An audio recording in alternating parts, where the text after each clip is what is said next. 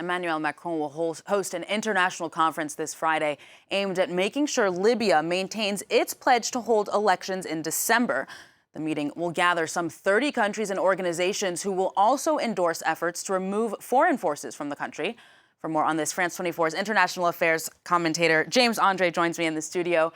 James, what exactly are we hoping to come out of this conference today?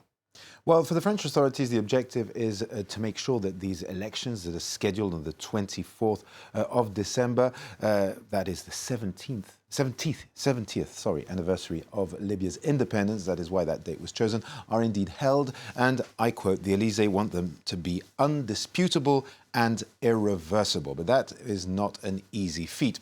Now, around 30 decision makers and heads of state are going to take part in this meeting. There are the co-organizers. That is Angela Merkel for Germany, Mario Draghi for Italy. There's also the UN, who is a co-organizer. And of course, there is Libya. Now, the two main stakeholders in Libya will be present today, and that is the Prime Minister Abdelhamid Dbeibah, and Mohamed Al-Manfi, who is the President of the Council. Now, these two men are at odds right now, but they will both be present today. Vice President of the United States, Kamala Harris, is here, as well as the head of Russian diplomacy, Sergei Lavrov, who is present, the Egyptian President, Abdel Fattah al-Sisi. There are a lot of very important people there, but not all stakeholders are here.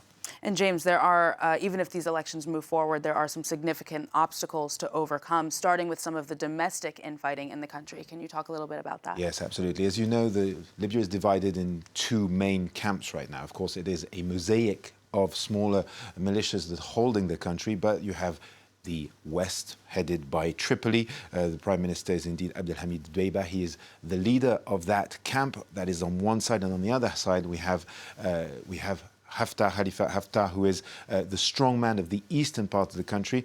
And, well, indeed, there is, for starters, an opposition between these two camps, as in the fact that Khalifa Haftar would like to see a more presidential regime be put in place, and he thinks that the presidential election should come first and should be prioritized over parliamentary elections. On the other hand, indeed, in Tripoli, it is much more the parliamentary elections that are put forward. Of course, the big problem is that all the observers were expecting and hoping that a new constitution will be drafted and voted prior to these elections, but that has not taken place. And there are also some more local infighting. For example, you can also cite the fact that the Prime Minister Dbeibah, who was backing the process, has actually changed his mind, because there is an electoral law that is vastly contested inside the country by all the various warlords.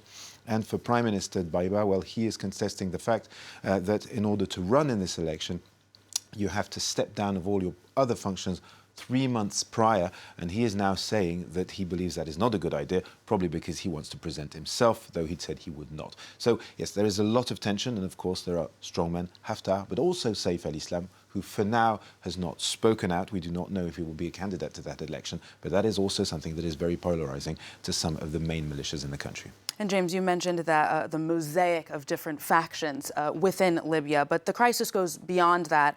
Several foreign powers also have stakes in what's happening there. How might that factor into the peace process?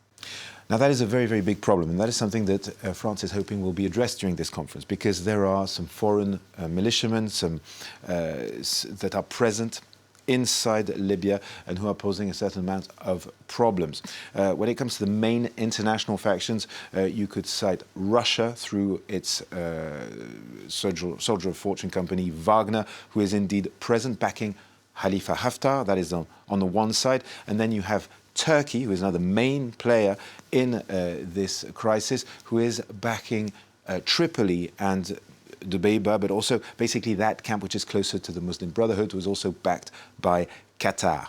Haftar is also backed by Egypt. Now, there are also some smaller players, and these are Sudan and Chad, and it is widely expected that the Sudanese and Chadian militiamen could indeed be taken out of the equation during this conference. It is much less clear when it comes to Wagner, so the Russians, and the Turks. Basically, Recep Tayyip Erdogan declined and did not want to be present at this conference. The official reason is because Greece is present. But the fact of the matter is that is probably not the main reason. It is widely considered that indeed Turkey does not particularly want to pull out its forces straight away. So this is obviously a big problem because, as you know, Libya is a strategic country, first because it has very vast quantities of oil in its underneath it, but also because, of course, it is a main hub when it comes to migration. So a lot is at stake for a lot of players, and for now, everyone wants to keep control over parts of the country that it is indeed present in for the time being. So there are many question marks, and a lot of experts consider it's going to be extremely difficult to hold these elections on the 24th of December. Well, certainly with all of those things that you just mentioned that are on the agenda, it can't be